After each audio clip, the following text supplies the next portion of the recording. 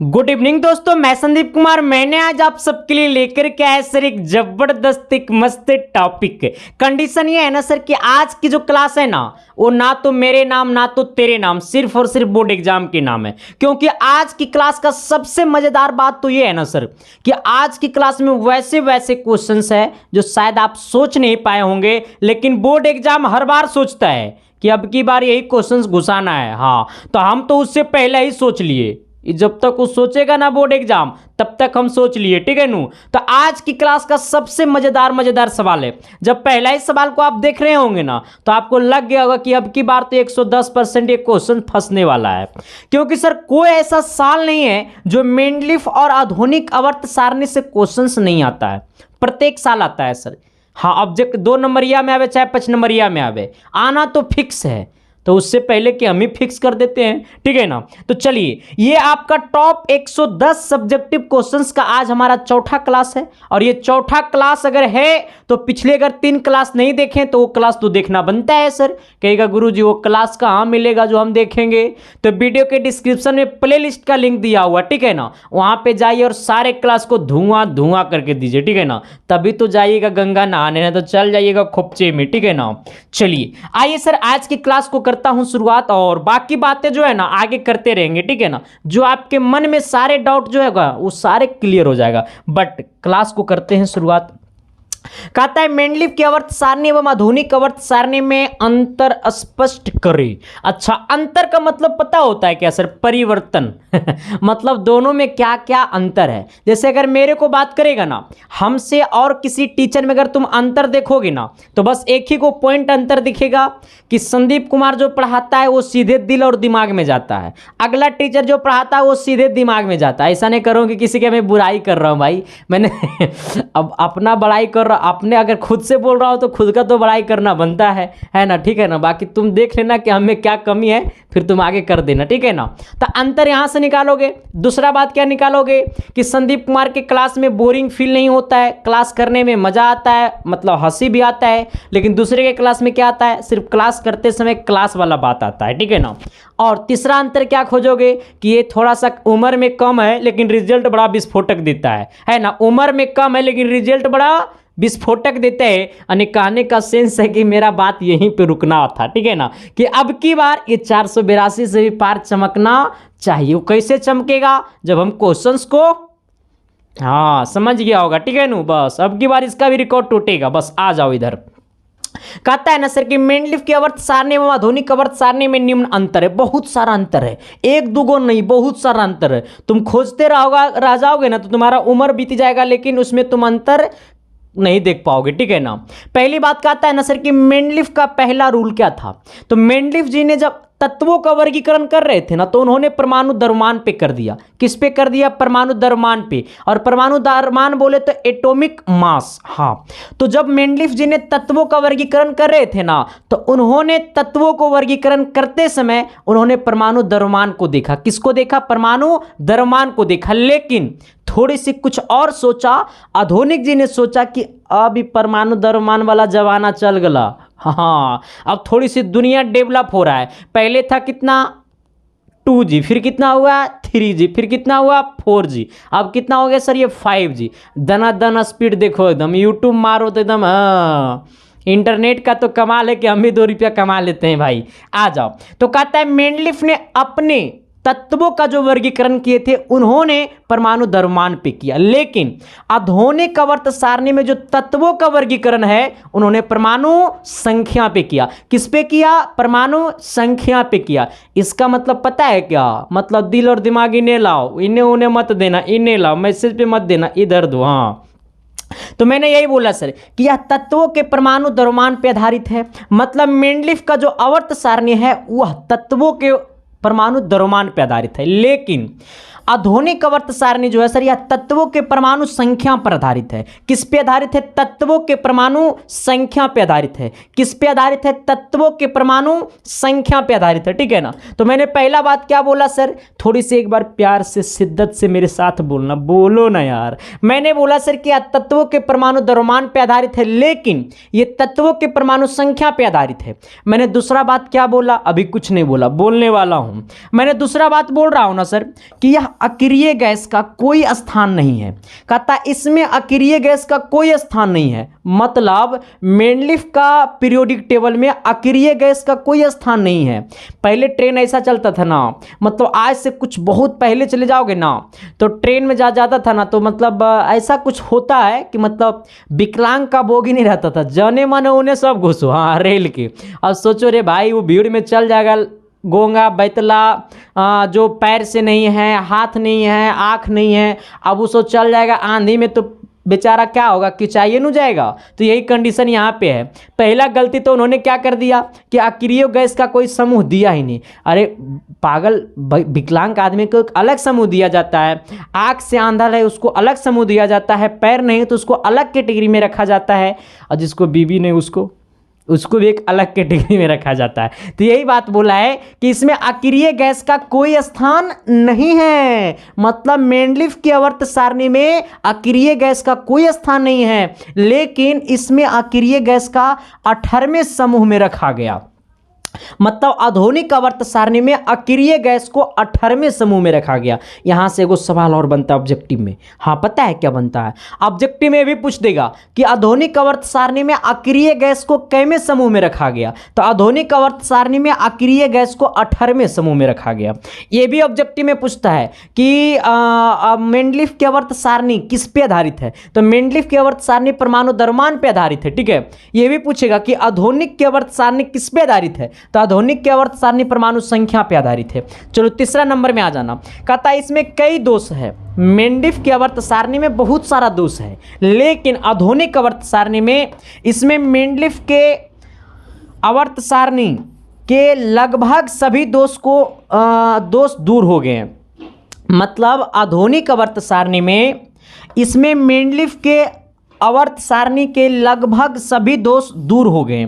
मतलब मेंडलीफ के आवर्त सारणी में जितना दोष था वो सारे दोष लगभग आधुनिक आवर्त सारणी में क्या हो गया सर, दूर हो गया। तो मेंडलीफ के आवर्त सारणी में जितना दोष था वो सारे दोष लगभग आधुनिक की आवर्त सारणी में क्या हो गया, दूर हो गया सर। ठीक है, यही यहाँ पे बोला। तो क्या मैंने जो बोला वो चमका ना जी, अरे एस या नो तो बोलिए ना जी, तो अगले सवाल की तरफ तो बढ़िए ना जी। आइए चौथा नंबर क्या बोलता है कि इसमें उप समूह ए तथा बी एक ही वर्ग के अंतर्गत है।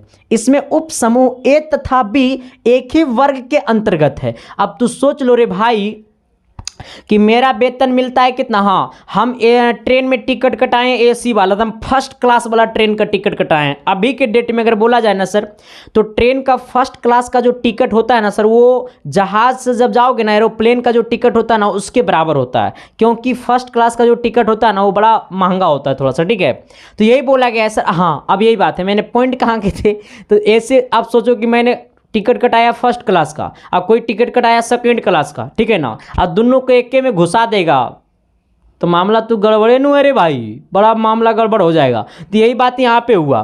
क्या हुआ, तो इसमें उप समूह ए तथा बी एक ही वर्ग के अंतर्गत रख दिया। मतलब ए वर्ग वाले ए और बी के सभी को एक ही वर्ग में घुसा दिया। लेकिन इसमें क्या किया कि इसमें उप समूह ए तथा बी को अलग अलग वर्गों के रूप में रखा गया।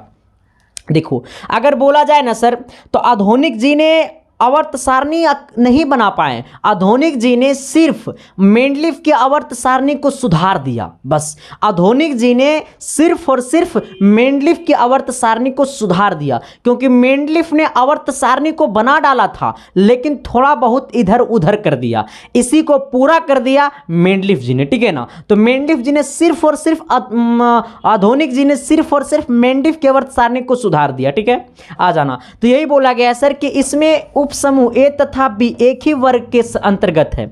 मतलब मेंडलीफ की आवर्त सारणी में ए तथा बी एक ही वर्ग के अंतर्गत है, लेकिन आधुनिक आवर्त सारणी में उप समूह ए तथा बी को अलग अलग वर्गों के रूप में रखा गया।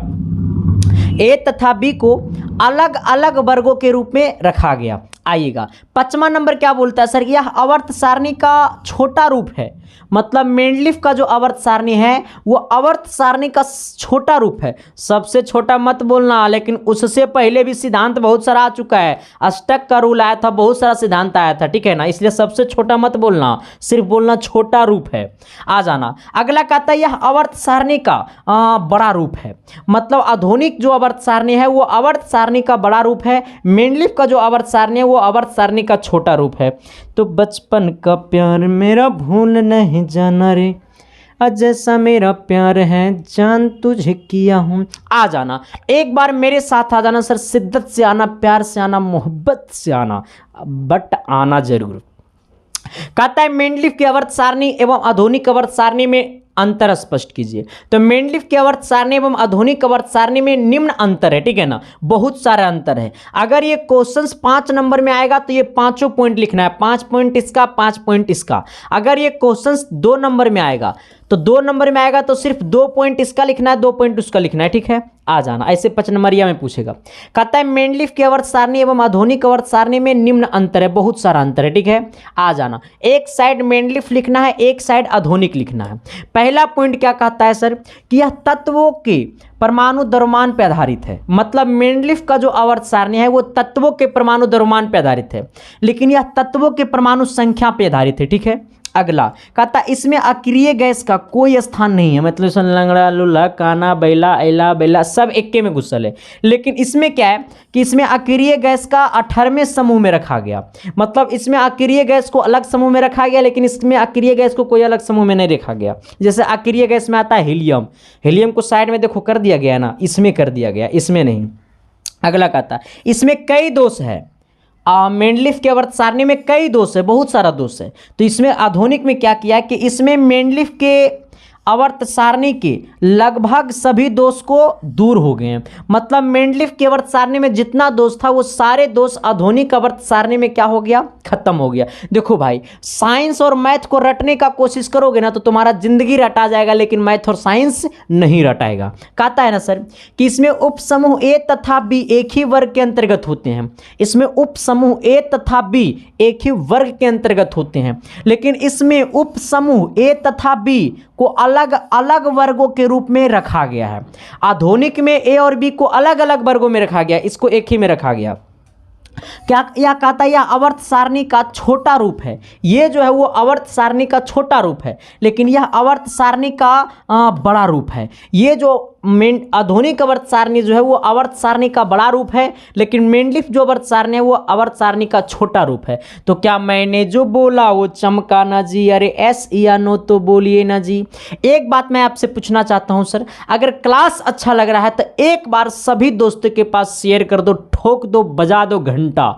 किसका? सब्सक्राइब करके ठोक दो, बजा दो घंटा, तभी तो बोर्ड एग्जाम में बजेगा बड़का घंटा। ना बजेगा रे, नहीं बजेगा। रिजल्ट आएगा तब मुंह में रसगुल्ला जाएगा खाली। हाँ पक्का कहते हैं सर, पिछले बार से बेहतर रिजल्ट देंगे, क्योंकि पिछले बार एक्सपीरियंस कम था, अनुभव कम था।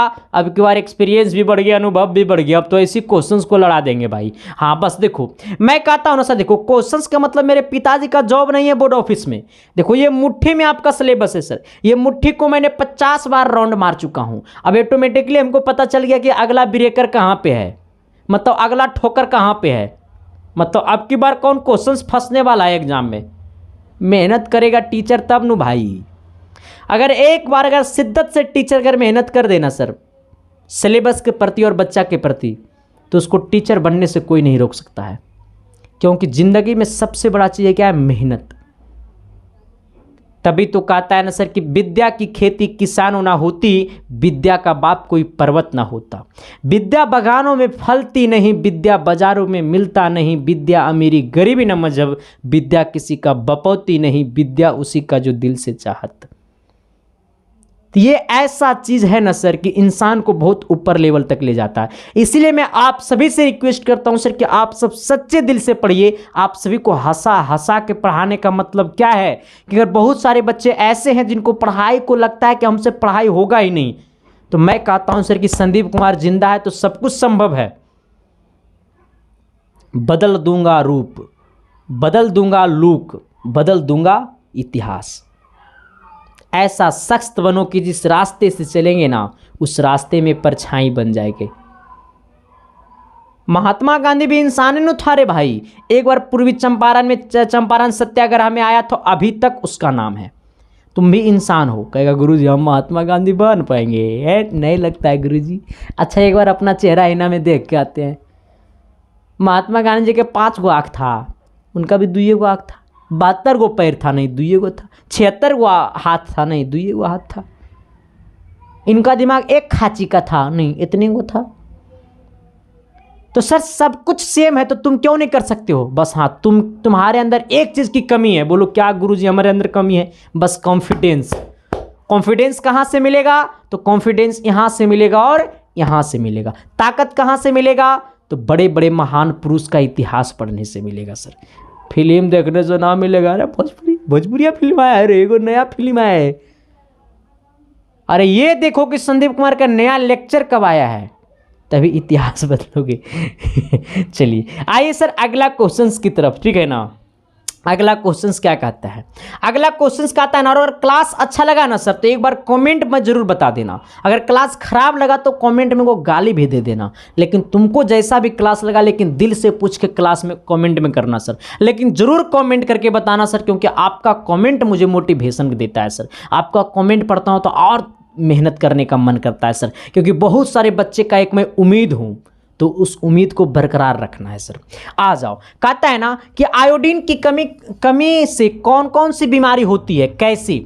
आयोडीन की कमी से कौन कौन सा रोग होता है और कैसे होता है? तो आयोडीन की कमी से घेंघा रोग होता है। तो कहता है आयोडीन की कमी से घेंघा रोग होता है, ठीक है। हमसे पूछा आयोडीन की कमी से कौन सी बीमारी होती है और कैसे होती है? तो आयोडीन की कमी से घेंघा रोग होता है। कौन सा रोग होता है? घेंघा रोग होता है, ठीक है ना। अब आयोडीन की कमी से घेंघा रोग होता है, तो ये पूछा आयोडीन की कमी से कौन सी बीमारी होती है, तो यहां तक का तो आंसर मिल गया, आयोडीन की कमी से घेंघा रोग होता है। लेकिन अब बोला है तथा कैसे। क्या बोला है सर? तथा कैसे। अब कैसे का कैसे देंगे? कैसे का आंसर कैसे देंगे? तो कैसे का आंसर ऐसे देंगे, हाँ तभी तो कहोगे। कहता है ना सर कि आयोडीन की कमी से घेंघा रोग होता है। कहता आयोडीन की कमी के कारण थायरोक्सिन नामक हार्मोन, आयोडीन की कमी के कारण जब बॉडी में आयोडीन की कमी होता है ना, तो एक बॉडी में थायरोक्सिन नामक हार्मोन है। एक बॉडी में क्या है सर? एक बार कस के बोलो, एक बॉडी में क्या है सर? थायरोक्सिन नामक, अरे बोल ना रे भाई, थायरोक्सिन नामक हार्मोन है। Thank you, love you. जहां पढ़ रहे होगे ना, जहां घर में बैठ के पढ़ रहे होगे ना, कितने लोग बाथरूम में पढ़ रहा होगा। हाँ तो जहां भी बैठ के पढ़ रहे होगे ना, कस के चिल्लाया होगा हार्मोन। सोचेगा मम्मी अरे क्या कर रहा है मेरा बेटा, मम्मी आ गई, मेरा बेटा पढ़ रहा है ना, कितना खुश होगा मम्मी यार। रिजल्ट दोगे तो परिवार कितना खुश होगा यार। कभी कभी सोचो इस बात से। हाँ पता है, देखो अभी तुम लोग का उम्र जो है ना सर वो कच्चा है। तुम लोग को भी मज़ा वहीं आएगा जहाँ ऑर्केस्ट्रा डांस होगा। वहाँ मज़ा नहीं आएगा जहाँ पढ़ाई होगा। लेकिन कहता है ना सर इस उम्र में जो मज़ा, जिस चीज़ में मज़ा आता है ना, वो मत काम करना। कभी दिल से पूछना, वही काम करना। हर तुमको सही डायरेक्शन देगा ये दिल से पूछना कि हम ऑर्केस्ट्रा देखने जा रहे हैं, 3 महीने के बाद मेरा एग्ज़ाम है। दिल कहेगा अरे बेटा तू बहुत बड़ा गलती कर रहा है। दिल बोलेगा सर बस तुम पढ़ाई करो, क्योंकि माँ बाप की कीमत को समझो, रुपया को समझो सर।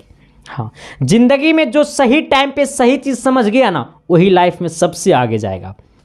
कहता है क्या सर कि आयोडीन की कमी से घेंघा रोग होता है। आयोडीन की कमी के कारण थायरोक्सिन नामक हार्मोन उचित मात्रा में स्रावित नहीं हो पाता है। जब आयोडीन की कमी होता है ना बॉडी में, तो थायरोक्सिन नामक हार्मोन उचित मात्रा में स्रावित नहीं हो पाता है।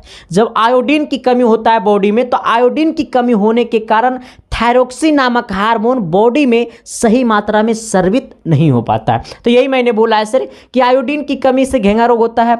आयोडीन की कमी के कारण थायरोक्सिन नामक हार्मोन उचित मात्रा में स्रावित नहीं हो पाता है, जिससे थायराइड ग्रंथि का आकार काफ़ी बढ़ जाता है। जब ये थायरोक्सिन नामक हार्मोन उचित मात्रा में स्रावित नहीं हो पाएगा, तो थायराइड ग्रंथि का आकार काफ़ी बढ़ जाता है, जिसके फलस्वरूप गले में सूजन हो जाता है। जब थायराइड ग्रंथि का आकार बढ़ जाएगा, जब ये थायराइड ग्रंथि का आकार बढ़ जाएगा तो गले में क्या हो जाएगा, सूजन। और जो गले में सूजन हो जाता है तो शरीर की इसी अवस्था को हम लोग क्या कहते हैं, घेंघा रोग के नाम से जाना जाता है। जब सर यहाँ पे सूजन हो जाएगा तो हम लोग कहेंगे रे तुरा तो घेंघा बीमारी होगी लो गाँव में बोला जाता है सर।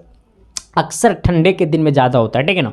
अक्सर स्टैंडर्ड बनाओ ना रे भाई, अक्सर जैसे नया अच्छा स्टैंडर्ड टीचर ऐसे आएगा। मेरे प्यारे बच्चे, आज की क्लास में जो है ना एक बहुत बेहतरीन टॉपिक है जिसके ऊपर हम बातें करने वाले हैं। अरे भाई हम क्या बोल रहे हैं, क्या पढ़ा रहे हैं, हमको खुद ही नहीं पता है तो हम आपको क्या कहेंगे कि तुम सीखा। ऐसे ऐसे टीचर को लाज भरना चाहिए पूछने में कि तुम समझा, क्योंकि सर बच्चा वही समझेगा जो तुम समझेगा। पढ़ाता हूँ ना सर तो सबसे पहले अगर मैं समझ जाता हूँ ना कि नहीं मैं समझ गया हूँ तो बच्चा भी समझ गया होगा, तबे मैं पूछता हूँ समझ गया ना, तबे समझता है सर। क्योंकि पहले खुद से फीलिंग करो, ये ऑनलाइन टीचिंग स्टाइल है, ठीक है।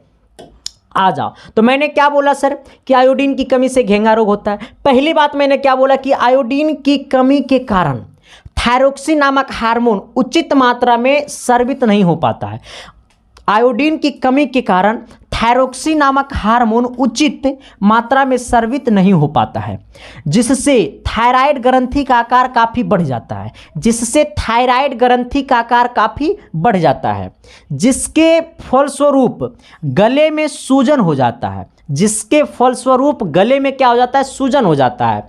शरीर की इस अवस्था को घेंघा रोग के नाम से जाना जाता है। तो मैंने 3 बात बोला, एक बार आना मेरे साथ बोलना, प्यार से बोलना, मोहब्बत से बोलना, रे बोलना रे भाई। तुम्हारा भाई है ना तो भाई को भाई से हाथ मिला लो और संकल्प ले लो कि भाई अब रे टॉप करके दिखाएंगे। बस तुम क्वेश्चन लड़ा के दिखा दो। तो मैंने लड़ा दिया, तुम बोलो सर हम भी टॉप कर गए। हाँ, क्योंकि एक गो सपना है रे भाई, टॉपर बनाने के लिए ना आप सबको मैं कुछ कर दूंगा, अपनी किडनी तक बेच दूंगा सर, बट टॉप बनो। अरे किडनियर आके क्या करेंगे, जब समाज में जाएंगे तो गाली देगा लोग। काले ऐसा जीवन काल रखेंगे, नहीं रखेंगे सर। ऐसा ज़िंदगी जीने से कोई फ़ायदा नहीं है। ज़िंदगी वैसा जियो जो मिसाल बन जाए, है ना सर। आ जाओ, तो मैंने क्या बोला कि आयोडीन की कमी से घेंघा रोग होता है। पहला 1 नंबर का ऑब्जेक्टिव क्वेश्चन क्लियर हो गया। कहता है आयोडीन की कमी के कारण थायरोक्सिन नामक हार्मोन उचित मात्रा में स्रावित नहीं हो पाता। जब आयोडीन की कमी होगा तो थायरोक्सिन नामक हार्मोन उचित मात्रा में स्रावित नहीं हो पाता है, जिससे थायराइड ग्रंथि का आकार काफ़ी बढ़ जाता है। थायराइड ग्रंथि का आकार बढ़ेगा तो गला फूलेगा। तो ये बोला सर, जिसके फलस्वरूप गले में सूजन हो जाता है। शरीर की इस अवस्था को घेंघा रोग के नाम से जाना जाता है। चलिए सर, अगला क्वेश्चन कहता है ना कि मेंडलिफ ने अपनी आवर्त सारणी तैयार करने के लिए कौन सा मापदंड अपनाया। देखो, मेंडलिफ जी ने जब अपना आवर्त सारणी को तैयार कर रहे थे तो कौन कौन सा मापदंड अपनाए थे, यही क्वेश्चन पूछता है यही क्वेश्चन पूछता है सर। देखो, मेंडलिफ जी ने बोला ना, देखो पहली बात तो है सर कि मेंडलिफ जी ने जब आवर्त सारणी को सरिया रहे थे ना तो पहला परमाणु द्रव्यमान के अनुसार सजाएं परमाणु द्रव्यमान के अनुसार सजाएं। लेकिन आज आप क्वेश्चंस को देखते हैं। कहता है मेंडलिफ ने अपनी आवर्त सारणी तैयार करने के लिए कौन कौन सा मापदंड अपनाया था। तो मेंडलिफ ने अपनी आवर्त सारणी तैयार करने के लिए पूरी जीन जान और ताकत लगा दिया। मतलब मेंडलिफ ने अपनी आवर्त सारणी तैयार करने के लिए निम्नलिखित मापदंड अपनाए, मतलब पूरे मापदंड अपनाए, ठीक है। पहला मापदंड क्या था, तो समान गुण तत्व के परमाणु द्रव्यमान के बढ़ते हुए क्रम में सजाया। पहला मापदंड क्या था, जब तत्वों को उन्होंने सरिया रहे थे ना तो तत्वों को परमाणु द्रव्यमान के बढ़ते हुए क्रम में सजाया। तत्वों को परमाणु द्रव्यमान के बढ़ते हुए क्रम में सजाया। कैसे सजाया, तत्वों को परमाणु द्रव्यमान के बढ़ते हुए क्रम में सजाया। कैसे सजाया, तत्वों के परमाणु द्रव्यमान के बढ़ते हुए क्रम में सजाया। दूसरा, समान गुण धर्म वाले तत्व को एक समूह में रखने का प्रयास किया, ठीक है ना। जो समान गुण धर्म वाले तत्व था ना उसको एक समूह में रखने का प्रयास किया। समान गुण धर्म वाले तत्व को एक समूह में रखने का प्रयास किया। तीसरा बात क्या है सर, तत्वों के हाइड्रो और ऑक्साइडो एवं ऑक्साइडों के अणुसूत्र को मूलभूत गुणधर्म मानकर तत्वों का वर्गीकरण किया, ठीक है। देखो सर, ये अपने हाथ से मैं क्या लिखता हूँ, क्योंकि अगर टाइपिंग कराऊंगा तो ये बुक वाला परिभाषा छाप देगा, तो बुक वाला परिभाषा लिख के टॉप करेंगे रे, नहीं रे बाबा। ये परिभाषा वैसा लिखो जो सीधे मास्टरवा के खोपड़िया में चल जाए। मास्टरवा के खोपड़िए में जाएगा तो मास्टरवा के ऊपर वो मास्टरवा के ऊपर वाला दिल जो रहेगा ना वो कहेगा ना लिखा तो सही है, 5 नंबर में 6 नंबर दे देना चाहिए, लेकिन 5 में 5 ही मिलेगा। ये सब क्वेश्चंस 2 नंबरिया है, ठीक है। इसमें 2 ये पॉइंट लिखना है, ठीक है। अगर 5 नंबरिया में 5 नंबरिया में तो पूछता नहीं, कभी मैंने 3 पॉइंट लिखा दिए वो एक्स्ट्रा, ठीक है। आ जाओ। तो मैंने क्या बोला सर कि तत्वों को परमाणु द्रव्यमान के बढ़ते हुए क्रम में सजाया। दूसरा बात मैंने क्या बोला कि समान गुण धर्म वाले तत्वों को एक समूह में रखने का प्रयास किया। जो समान गुण धर्म वाले तत्व था ना उसको एक समूह में रखने का प्रयास किया। अगला बात मैंने क्या बोला कि तत्वों के हाइड्रो एवं ऑक्साइडों के अनुसूत्र को मूलभूत गुण धर्म मानकर तत्वों का वर्गीकरण किया। ठीक है, यहां तक सबको बुझा गया होगा सर, और नहीं बुझाया तो अगला क्वेश्चन सबको बुझा जाएगा, क्योंकि अगला क्वेश्चन अब की बार 110% आने वाला है सर। ये टॉप 110 क्वेश्चंस जो है ना सर, इतना से बाहर आइबे नहीं करेगा, ना तो प्रथम पाली ना तो द्वितीय पाली, ठीक है ना। अब पिछले बार मैंने 100 क्वेश्चंस करवाया था, सारे क्वेश्चंस यूट्यूब पे, सारे वीडियो यूट्यूब पे पड़ा हुआ है, उतना से बाहर नहीं पूछा था पिछले बार, जाकर के मिला लो पिछले बार का क्वेश्चन पेपर, पिछले बार का मेरा वीडियो से क्वेश्चंस मिला लो, सारे मैथ साइंस का सारे क्वेश्चंस मिलेगा। और एक बात और बता देना चाहते हैं सर, जो लोग अभी तक टेलीग्राम को ज्वाइन नहीं किए ना, तो जाकर के टेलीग्राम को ज्वाइन कर लो, क्योंकि सबसे बड़ा फायदा ये है ना कि पिछले बार की तरह अब की बार भी हिल कोड देंगे। अभी यूट्यूब पर ट्रेंड क्या चल रहा है, एक स्पेशल व्हाट्सएप ग्रुप बनाए हैं जिसमें ज्वाइन होने के लिए 299 रुपये दीजिए। कोई भेजता है सर? सॉरी, मैंने माफ़ कर देना, किसी को मैंने कैसे बोल दिया, तो सर कोई नहीं भेजता है सर, ठीक है ना। फेक आईडी के चक्कर में मत पड़ना, ठीक है। एकदम क्वेश्चंस लीक होने का क्या चांस है भाई, आएगा तो सबके पास जाएगा। स्पेशल क्या होता है, मतलब हमारे बाबूजी, उनके बाबूजी मतलब बोर्ड ऑफिस में काम करते हैं, या मेरे बाबूजी बोर्ड ऑफिस में काम करता है, क्या स्पेशल मेरे पास आएगा? नहीं सर, जहाँ से लीक होता है वो बैंक से लिंक होता है, ठीक है ना।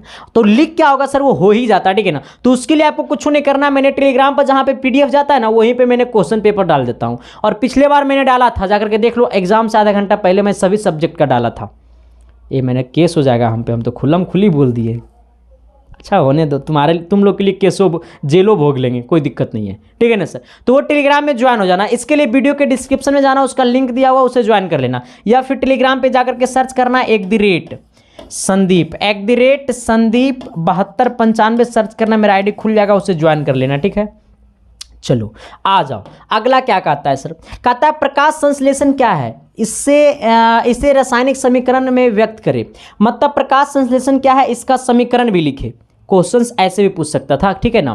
क्वेश्चन ऐसे भी बोल सकता था कि प्रकाश संश्लेषण क्या है इसके रासायनिक समीकरण को भी लिखे, लेकिन क्वेश्चन घुमा के पूछा है, ठीक है। बोला प्रकाश संश्लेषण क्या है इसे रासायनिक समीकरण में व्यक्त करे, मतलब प्रकाश संश्लेषण क्या है इसका रासायनिक समीकरण भी लिखे, सवाल यही बोला। और ये क्वेश्चन तो फंसना निश्चित रूप से तय है, ये सवाल आना निश्चित रूप से तय है। बट आपका दायित्व क्या बनता है कि इसको दोबारा वीडियो देख करके सारे क्वेश्चन को उतार लेना है कॉपी में। कहता है क्या सर कि हरे पेड़ पौधे कार्बन डाइऑक्साइड, जल तथा क्लोरोफिल का दूसरा नाम है पर्णहरित, ठीक है ना। क्लोरोफिल के द्वारा सूरज की प्रकाश की उपस्थिति में ग्लूकोज का निर्माण करते हैं। इसी प्रक्रिया को हम लोग क्या कहते हैं, प्रकाश संश्लेषण कहते हैं। पता है क्या बोला, नहीं समझा होगा, तुरार के भेजा में नहीं गया होगा, हमको पता है। भेजा में ननू गया, गुरुजी नहीं गया भेजा में, हमको पता है तुरार के भेजा में कैसे जाएगा। देखो कहता है ना सर कि हरे पेड़ पौधा का तो नाम सुना है ना, तो सुना तो गेट खोल के बाहर निकलो का को गाछ दिखाई देगा, ठीक है ना। बोलो मोहतरमा ना दिखाई दे कहता है हरे पेड़ पौधे कार्बन डाइऑक्साइड,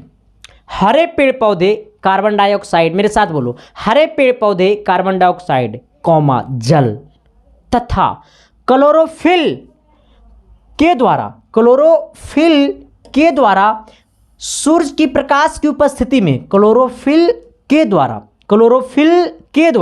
सूरज की प्रकाश की उपस्थिति में ग्लूकोज का निर्माण करता है। उसी को हम लोग क्या कहते हैं, प्रकाश संश्लेषण। प्रकाश संश्लेषण क्या कहते हैं सर, तो पेड़ पौधे कार्बन डाइऑक्साइड कौमा जल तथा क्लोरोफिल के द्वारा सूरज के प्रकाश की उपस्थिति में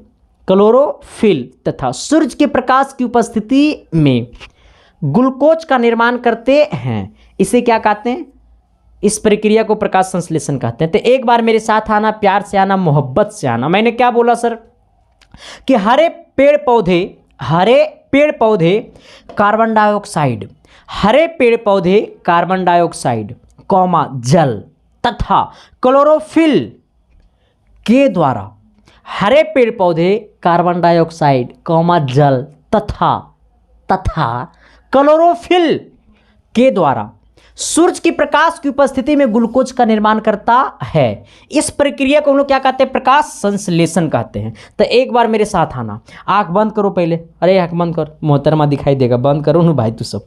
मैंने क्या बोला सर कि हरे पेड़ पौधे कॉमा कार्बन डाइऑक्साइड कॉमा जल तथा क्लोरोफिल के द्वारा सूरज की प्रकाश की उपस्थिति में ग्लूकोज का निर्माण करता है।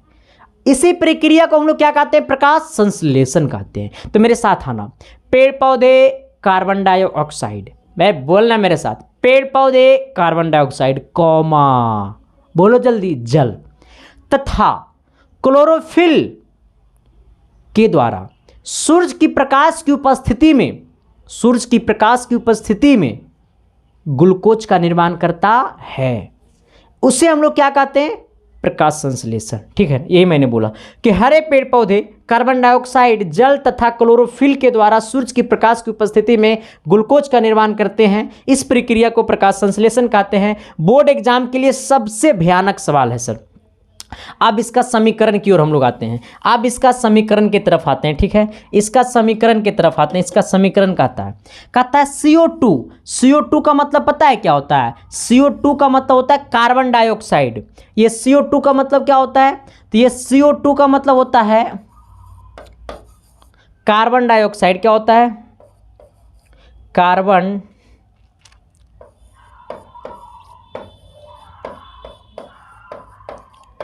Carbon dioxide. ठीक है, ये CO2 का मतलब होता है कार्बन डाइऑक्साइड। ठीक है, ये H2O का मतलब क्या होता है? जल।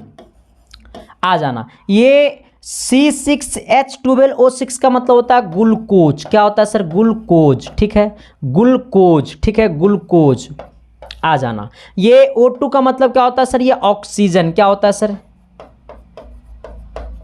ऑक्सीजन। ठीक है, आ जाना, तो मैंने क्या लिखा sir? Carbon dioxide plus H2O मतलब कार्बन डाइऑक्साइड और जल जब मिलेगा पर्ण रहित, पर्ण रहित का मतलब होता है क्लोरोफिल।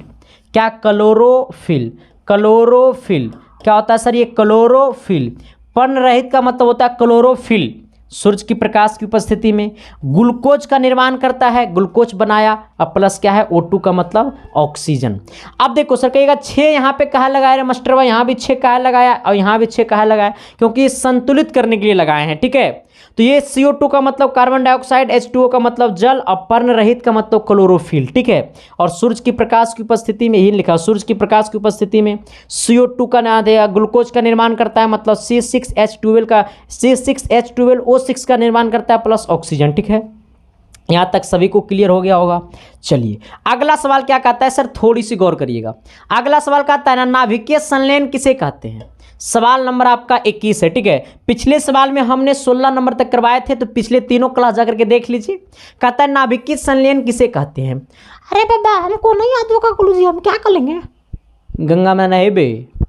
गुरुजी आपने तो बोला कि गंगा नहाने के लिए पढ़ना पड़ेगा। हाँ, शादी करने के लिए भी पढ़ना पड़ता है भाई। सुंदर कन्या चाहिए? हाँ गुरुजी हमको चाहिए ना। तो रात दिन पढ़ना का पढ़ेगा कौन? तुमको सुंदर चाहिए तो पढ़ेगा कौन? बगल वाला। पढ़ना तुम्ही को पड़ेगा बकलूला। बोलो जल्दी, हाँ जल्दी जल्दी पढ़ना, जल्दी जल्दी मतलब अच्छा से पढ़ना। ठीक है, आओ। कहता है नाभिकीय संलयन किसे कहते हैं सर? नाभिकीय संलयन किसे कहते हैं? तो कहता है ना सर कि ऐसी नाभिकीय विक्रिया, नाभिकीय संलयन किसे कहते हैं? तो ऐसी नाभिकीय विक्रिया जिसके फलस्वरूप दो हल्के नाभिक परस्पर संयुक्त होकर एक भारी तथा एक अस्थाई नाभिक का निर्माण करते हैं, उसे क्या कहते हैं? नाभिकीय संलयन। गुरुजी हमरा एक बार में तो गेबे नहीं किया। बाबा एक बार में ना किया रे, आज दूसरा बार में दिल और दिमाग दोनों चल जाएगा। देखो मैंने क्या बोला सर कि नाभिकीय संलयन किसे कहते हैं? तो नाभिकीय संलयन कहता है, शादी करवे ना, नाभिकीय संलयन कहता है कि ऐसी नाभिकीय विक्रिया, ऐसे नाभिकीय अभिक्रिया जिसके फलस्वरूप दो हल्के नाभिक परस्पर संयुक्त होकर, दो हल्के नाभिक परस्पर मिलकर, संयुक्त का मतलब मिलकर, दो हल्के नाभिक परस्पर संयुक्त होकर एक भारी तथा अस्थाई नाभिक का निर्माण करता है। उसे क्या कहते हैं? नाभिकीय संलयन कहते हैं। गुरुजी 20% गया, आओ और कर देते हैं 110%। कहता है सर ऐसे नाभिकीय अभिक्रिया, मेरे साथ बोलना, जिसके फलस्वरूप दो हल्के नाभिक परस्पर संयुक्त होकर, दो हल्के नाभिक परस्पर संयुक्त होकर मतलब मिलकर, दो हल्के नाभिक परस्पर संयुक्त होकर मतलब मिलकर एक भारी तथा एक अस्थाई नाभिक का निर्माण करता है। एक पहला दो हल्के नाभिक परस्पर संयुक्त होकर एक भारी बनाएगा और एक अस्थाई नाभिक का निर्माण करते हैं। उसे क्या कहते हैं? नाभिकीय संलयन। गुरुजी चल गया 110%। अरे बाबा एक बार आओ। मैंने बोला सर ऐसे नाभिकीय अभिक्रिया जिसके फलस्वरूप दो हल्के नाभिक परस्पर संयुक्त होकर एक भारी तथा एक अस्थाई नाभिक का निर्माण करते हैं, उसे क्या कहते हैं? नाभिकीय संलयन। और थोड़ी सी सर माफ़ करना, जो आज तक की क्लास इतना ही रहेगा सर, क्योंकि मैंने थोड़ा सा बस आज तक माफ़ करना सर। आज की क्लास में मात्र हम 5 क्वेश्चंस लाए हैं, बस आज भर माफ़ करना। पिछले क्लास से मैं पक्का 7 से 8 क्वेश्चन करवाऊंगा एक क्लास में, ठीक है? तो बहुत जल्द इसको मैं ख़त्म कर दूंगा सर। और सुबह में भी आपका क्लास चलेगा, ठीक है? सुबह में 10 बजे से क्लास चलेगा, हिंदी और सोशल साइंस का ऑब्जेक्टिव और सब्जेक्टिव, ठीक है? तो सारे क्लासेस को करते रहना। क्लास कैसा लगा सबसे पहले ये बता देना सर। अगर क्लास अच्छा लगा तो ज़रूर कॉमेंट करना, क्योंकि आपका कमेंट पढ़ता हो ना भाई तो दिल को एकदम छू लेता है, ठीक है? तो thank you sir, love you. और अच्छा लगा सर तो जरूर सब्सक्राइब करके सभी दोस्तों के पास भी शेयर कर देना। हर घर शिक्षा पहुंचाना है सर, आपका संकल्प और मेरा शौक है सर, ठीक है? थैंक यू भाई, लव यू। मिलते हैं आपसे के बीच अगली क्लास में।